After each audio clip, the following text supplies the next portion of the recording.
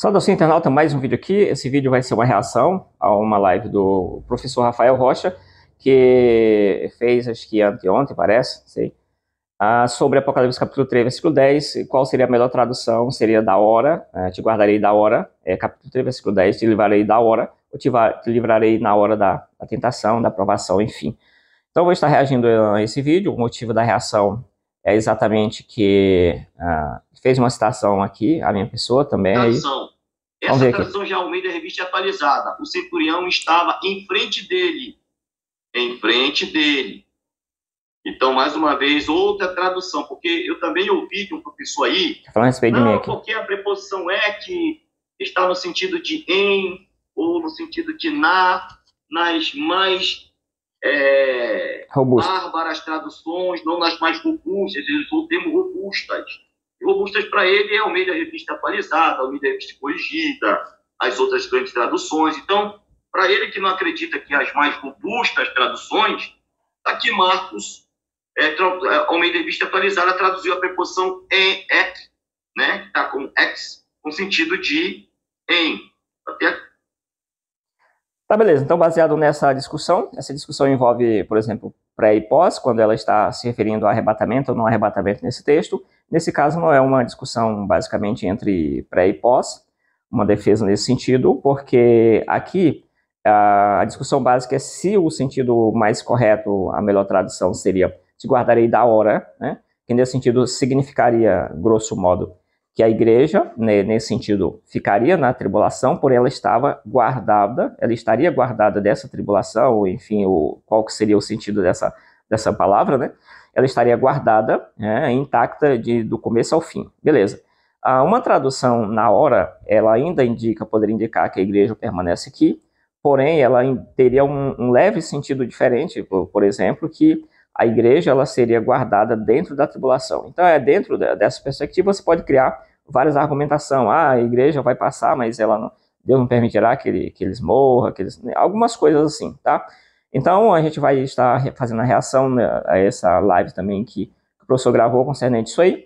E vamos lá, então, sem mais delongas. Eu não gosto de gravar vídeo muito longo, mas esse acho que vai ficar bem longo, porque a gente precisa caminhar um pouco. Vamos lá. Bom, aqui está o texto, né? Visto que você guardou a minha palavra de exortação à perseverança, eu também o guardarei da hora da tribulação ou da provação. Isso aqui é a NVI, tá? Quando pegamos, por exemplo, visto que guardaste a palavra da minha paciência, eu também te guardarei na hora da provação. Isso aqui é a Tébia, essa TB, no caso, é a tradução brasileira, que é uma tradução, como o nome diz, uma tradução nossa, uma tradução bem antiga, que tinha um português assim muito robusto, rebuscado. Acho que o Rui Barbosa participou também dessa tradução, ou revisou, alguma coisa nesse sentido, né? Essa tradução terminou nem pegando entre os brasileiros por causa, inclusive, desse português muito pesado, segundo alguns analistas nesse sentido. Beleza. Então, nós temos duas Bíblias que trazem traduções diferentes aqui, tá bom? A proposta que o professor Rafael defendeu lá na live é a proposta em cima da guardarei na hora, tá? Que não é uma tradução impossível, né? Diga-se de passagem. Beleza, então vamos lá.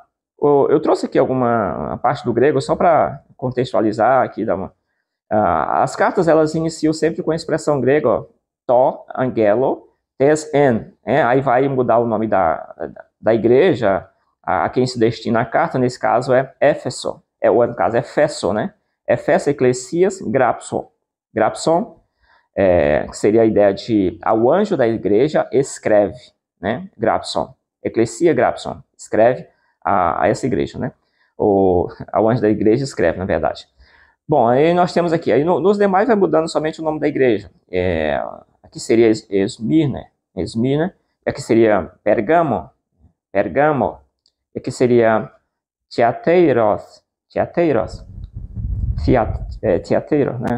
Aí nós temos aqui Sardes, no caso, vai mudando a igreja de Sardes, Filadélfia, né? O Fé, enfim. Vai mudando somente o nome da igreja, beleza. Então nós temos aqui, a gente pode observar o seguinte, aí tem a igreja de Laodiceia, né? Laodiceia. Aí nós temos essa questão aqui relacionada ao seguinte, as 7 cartas ao Apocalipse, né, as igrejas do Apocalipse, elas iniciam com esse mesmo padrão. Essas são as frases das 7 cartas aqui. O que diferencia? Diferencia que na primeira você não tem esse kaizen aqui, essa letra. Na primeira você não tem, porque ele introduz dizendo, ao anjo da igreja. Essa expressão ao, ou seja, escreve para ele. A mesma ideia que no grego a gente chama de dativo, né? Uma expressão dativa. Escreve para ele ou escreve a ele são expressões dativas, né? Alguma coisa que ele vai ser o beneficiário da ação, positivo ou negativo. Então, a escrita da carta é a ele. Então, esse angelo, que seria o anjo, né? E aí se discute o que seria isso em outro momento, mas é isso. Ele é o beneficiário da ação, tudo vai para ele. Dos demais vai acompanhar um padrão de cai. Cai antes desse toque, tá vendo? Isso indica que ele está comentando o assunto diferente, ele vai mudar de assunto, então escreve isso aqui para a igreja X, agora você escreve isso aqui para a igreja Y, e isso aqui vai seguindo o padrão.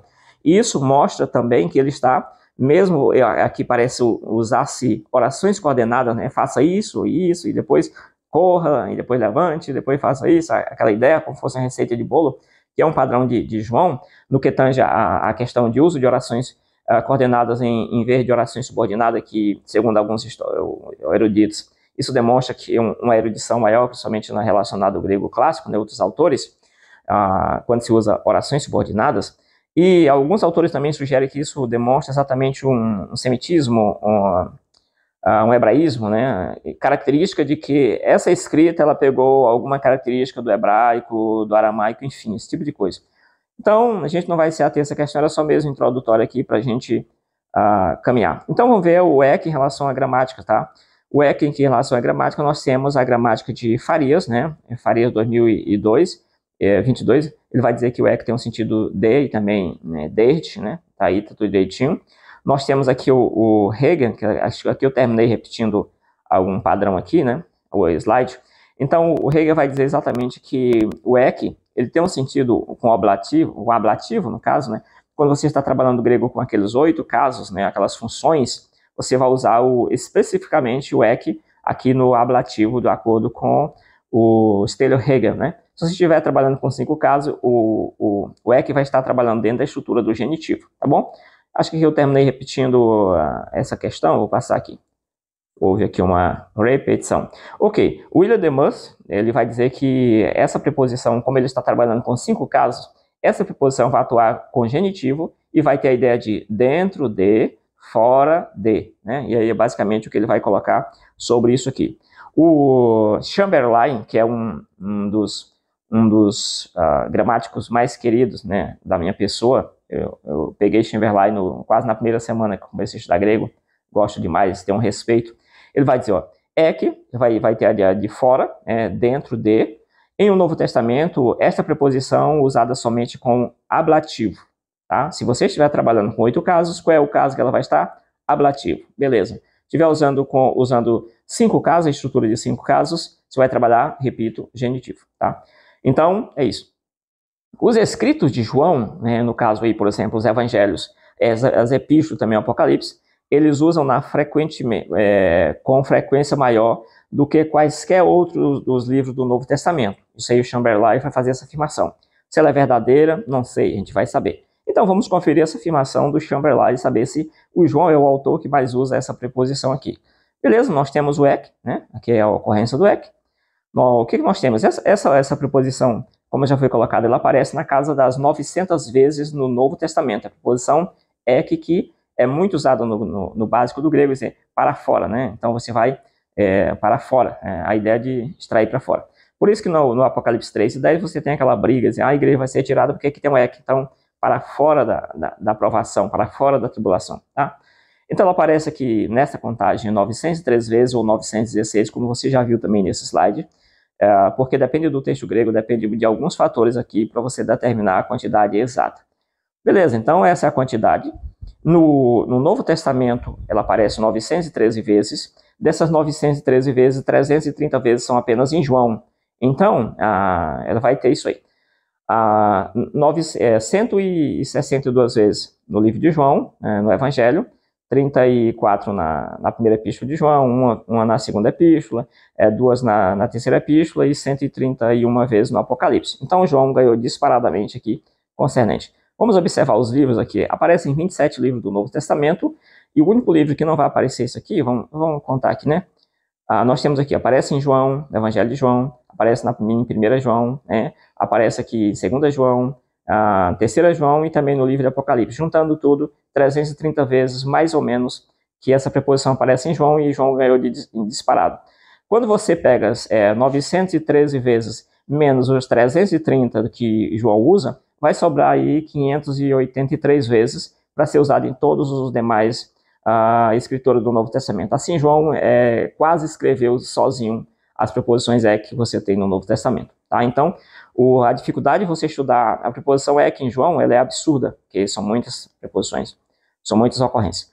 Essa parte aqui, né, essa seta que está baixando agora, é o único livro do Novo Testamento, nas nossas pesquisas, que não aparece a palavra ou a preposição ek.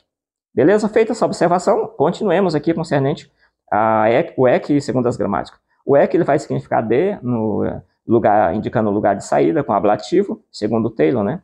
Ele vai significar, segundo Hegel, né? Ele vai significar fora de, ele vai significar por causa de, e por aí vai.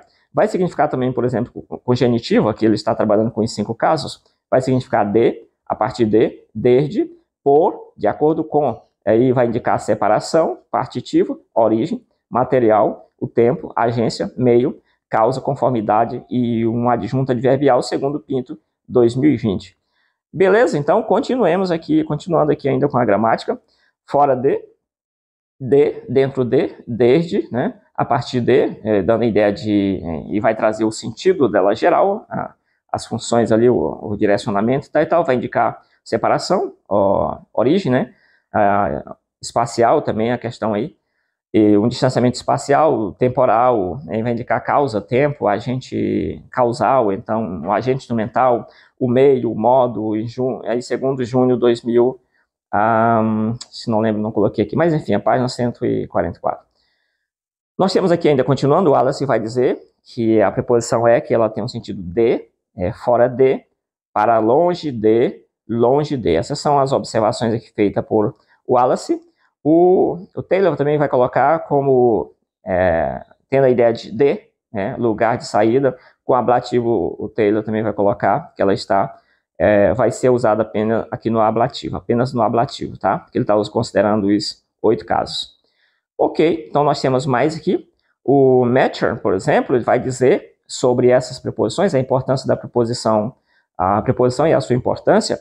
Devemos sempre pensar a preposição em conexão com o caso que ela se associa, né? Então, não vale analisar a preposição sozinha, isolada. A preposição que significa para fora, né? Sempre. Você tem que analisar a estrutura, o contexto. Preposições que aparecem em outros casos também, não somente em genitivo ou somente um caso, você deve analisar como que ela se comporta em cada caso. É isso basicamente que ele está colocando.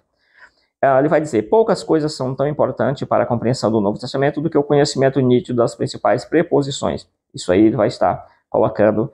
Eu já comentei no canal quem que é esse camarada aqui. Esse camarada é o que fez uma gramática que o William de Mussel usava para ensinar seus alunos lá antes dele escrever a sua própria gramática. Beleza, vamos lá. Nós temos aqui Dana e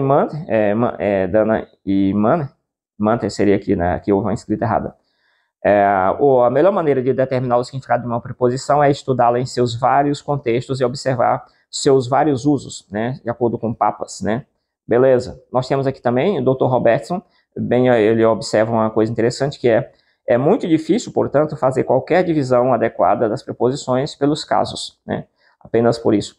Havia, de fato, no grego antigo, duas preposições que apareciam somente em um caso, 8 com 2 e 8 com 3 casos, né? Então, a divisão, como que as preposições aparecem com quais casos, é isso que ele está explicando aqui, tá?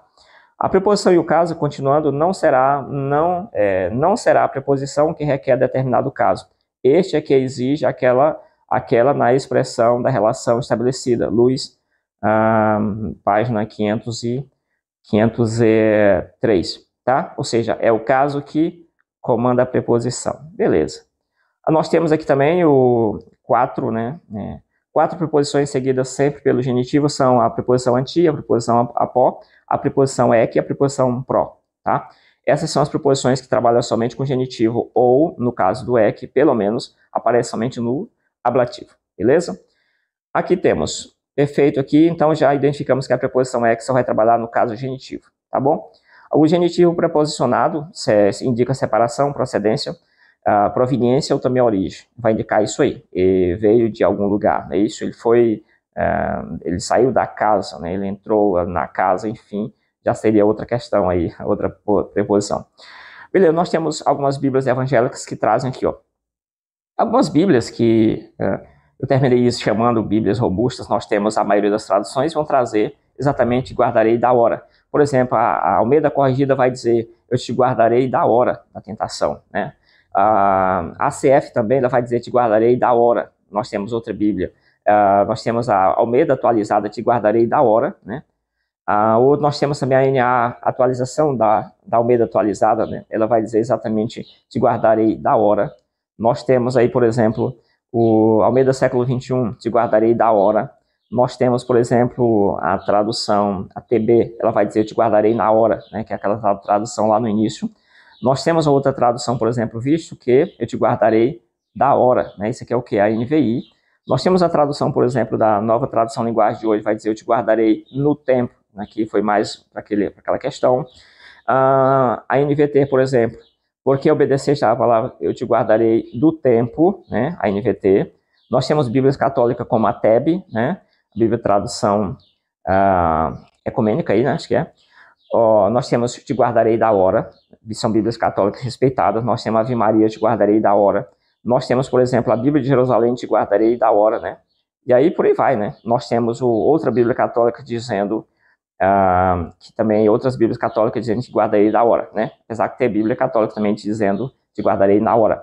Aqui nós temos, eu vou comentar um texto que o professor trouxe aqui, alegando que a preposição é que ela poderia ser traduzida como na, tranquilamente, né? Ele estava trabalhando fora da estrutura de Apocalipse capítulo 3, versículo 10. Aqui ele trouxe um exemplo, vou comentar só esse exemplo aqui, e vou deixar qualquer outro comentário, outra coisa para um outro momento, tá? Então ele colocou, olha, aqui, mas não tem nenhum parente com esse nome. É um questionamento que é feito ali a alguém. E na tradução que ele colocou dizia, não tem ninguém na tua parentela com esse nome. O que acontece aqui? Essa expressão aí, que daria na tua parentela, a parentela ali, entre os teus parentes, não existe ninguém com o nome de João, com esse nome, né, alguma coisa. E vai indicar exatamente um genitivo, como está ali a preposição é, que ela só trabalha com genitivo, então supõe-se que ali você tem um genitivo. Então o genitivo ali vai ser um genitivo de partitivo, em que você tira você pega um grupo, né, e você tira um elemento desse grupo. O que o sentido do texto é? Olha, você aqui, não existe nenhuma pessoa, ou seja, você pega uma pessoa e tira do grupo. Não existe nenhuma pessoa entre os teus parentes que tenha esse nome. Isso é um genitivo partitivo.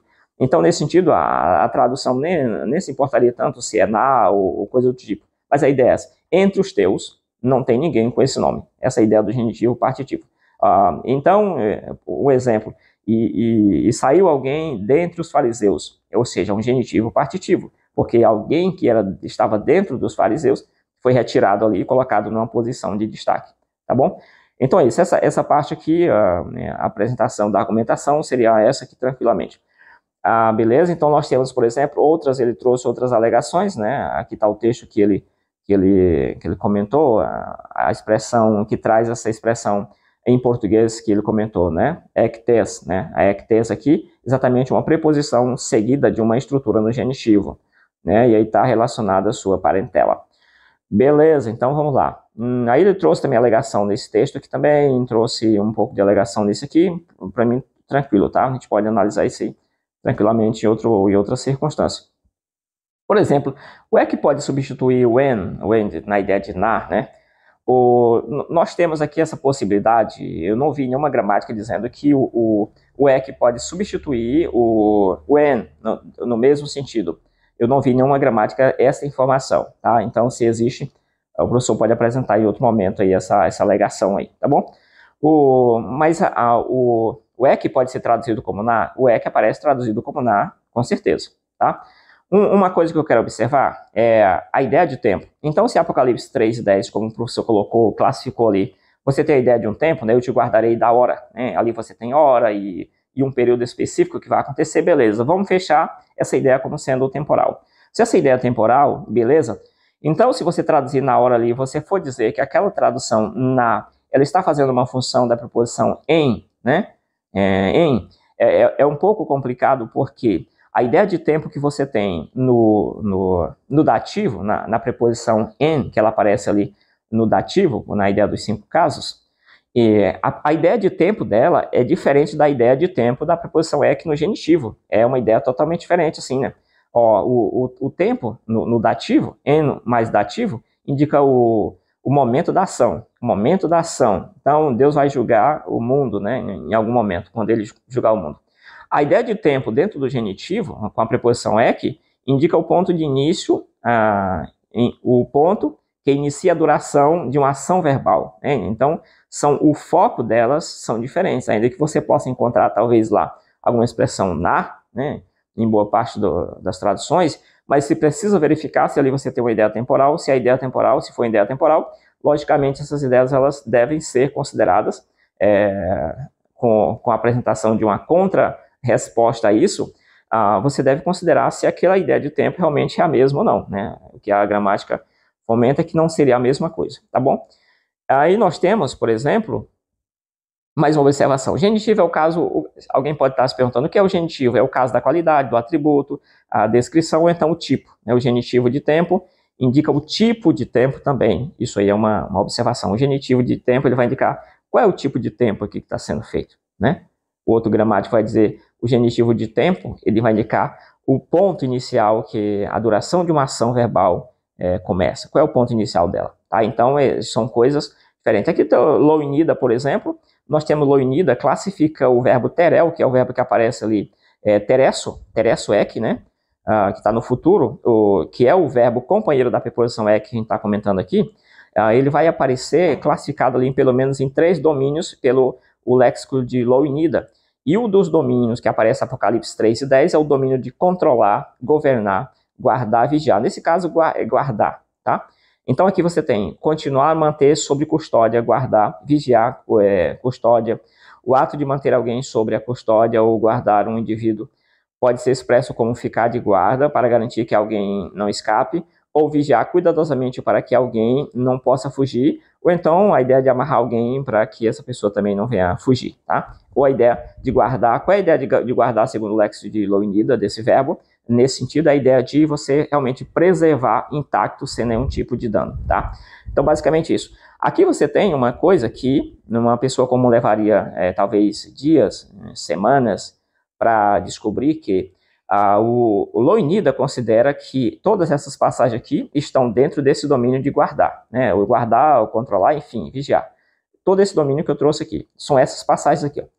Todas essas passagens estão dentro desse domínio, não em outro.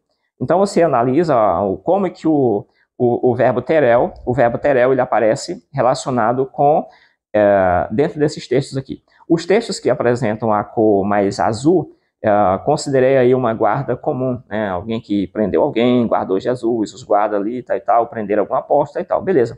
Os textos que aparecem em verde, considerei uma guarda espiritual. Eu disse, olha, não peço que eu tire do mundo, mas que eu os livre do maligno, né? É isso. E o Senhor vai dizer em João 17 e 12, disse, olha, eu guardei todos, e ninguém se perdeu, ninguém. Então, a guarda total, exceto o filho da perdição. Mas dos que eu guardei aqui, nenhum deles se perdeu. Então, mostrando que a guarda é uma guarda realmente equivalente ali, proteção total. Não que você entrou na tribulação, depois você tirou e tal, ou segurou mais ou menos. Beleza, então todos os textos aí, quem quiser observar, o texto de Apocalipse eu trouxe um pouco na cor diferente. Esses textos que aparecem um pouco mais assim, laranja, assim, eu coloquei que são textos em que você tem aí uma guarda relacionada a elemento espiritual, anjo, a coisa do tipo, a nossa perseverança e tal e tal. Eu classifiquei direitinho aí as questões. Bom, aqui nós temos o Robertson, ele vai dizer em relação a isso, eu também guardarei, que seria o cagoteresso, né? Cagoteresso, né? O caiego, né? O auristo ativo, indicativo e futuro ativo correspondendo um ao outro. Ou seja, esse verbo corresponde à mesma ideia do outro. Assim como você guardou, eu te guardarei. Né? Se a igreja guardou de forma meia boca, assim, mais ou menos, ou só um pedaço da palavra da perseverança, então Deus ele é obrigado a guardar também da mesma forma. Se a igreja guardou de forma total a palavra da perseverança, ou qualquer que seja o sentido dessa expressão, também Deus vai guardar da mesma forma, na mesma correspondência. Então é isso que o Roberto está dizendo, que esse auristo, ele vai ter a mesma correspondência da promessa anterior. Assim como você guardou, né, eu também vou te guardar, no caso a promessa agora. A mesma equivalência, como se colocasse numa balança, vai ter a mesma equivalência ali da guarda. E ele vai fazer outros comentários e por aí vai, né? Ele vai ter ecte hora tu perasmu, né? Aqui a ideia da hora da aprovação, enfim. Este uso do ek após teresso, aí ele vai dar algumas referências aí, eu não vou comentar isso para não deixar o vídeo ainda maior do que já vai ficar. Na nota 3 do artigo do Wallace, uma nota sobre teresso ek, em Apocalipse capítulo 3, versículo 10, que eu já comentei exaustivamente, assim, pelo menos em 2 vídeos sobre esse artigo, ele vai dizer assim, ele vai citar esse autor e vai dizer, em seu magistral, embora datado, comentário das epístolas das 7 igrejas da Ásia, né, ou as 7 igrejas ali, as epístolas, as cartas 7 igrejas, no caso, ele vai cometer um erro, ele vai dizer aqui, comete um erro gramatical flagrante quando diz que a promessa é ser mantido na tentação, não ser isento da tentação. O Wallace considera que essa primeira tradução, dentro do comentário desse autor, é um erro gramatical relacionado a isso, tá? Então é isso, obrigado por ter chegado até aqui. Qual a conclusão que se tira em relação a isso? O professor Rafael argumentou aí sobre que é possível você encontrar ek no sentido de em, ok? Essa parte de ek no sentido de em eu não analisei totalmente porque não era muito o objetivo meu aqui, mas sim de outro professor com quem ele estava aí dialogando, aí, ou fazendo uma refutação. Foquei mais em outras questões, tá? A questão do ek no sentido de na. É possível você encontrar ek no sentido de nar? Sim, é possível você encontrar. Só que você tem que analisar direitinho se aquilo ali, qual que é o sentido do uso daquela preposição ali, tá? Se essa preposição, a preposição ek, ela pode substituir realmente, isso está documentado em gramática, algum comentário, que a preposição ek pode realmente, pode exatamente fazer a substituição, substituir de forma cabal a preposição in, né, ou não. Sendo que uma indica movimento, outra indica um local, por exemplo, né. Tem várias funções do in, mas ali uma das funções muito claras ali é isso, né. E aí você tem essa questão. Então a argumentação basicamente é que mesmo você tendo algumas traduções que aparece ali a expressão na, você tem que ver contexto, porque o contexto vai determinar se aquele na, qual o sentido daquele na. Não é você pegar contextos longe do texto de Apocalipse, vocês que pode ser traduzido, então lá também pode. A prova é que a maioria das traduções, repito, as traduções mais robustas que você tem traduziram ali, eu te guardarei da hora e não eu te guardarei na hora. Então basicamente isso, né, era um vídeo mesmo de uma reação, e aí fica essa questão. Já combinei com o professor Rafael que se ele quiser comentar esse vídeo depois, apresentar outras, e até brinquei com ele que iria fazer com que ele aumentasse o nível dessa discussão aqui, porque ele consegue fazer isso aí, tá bom? Então basicamente é isso, valeu, eu vou deixar aqui na descrição o link também dessa live do professor, se você quiser assistir, quiser comentar, deixa a sua opinião sobre isso aí, até o próximo vídeo, valeu, fui!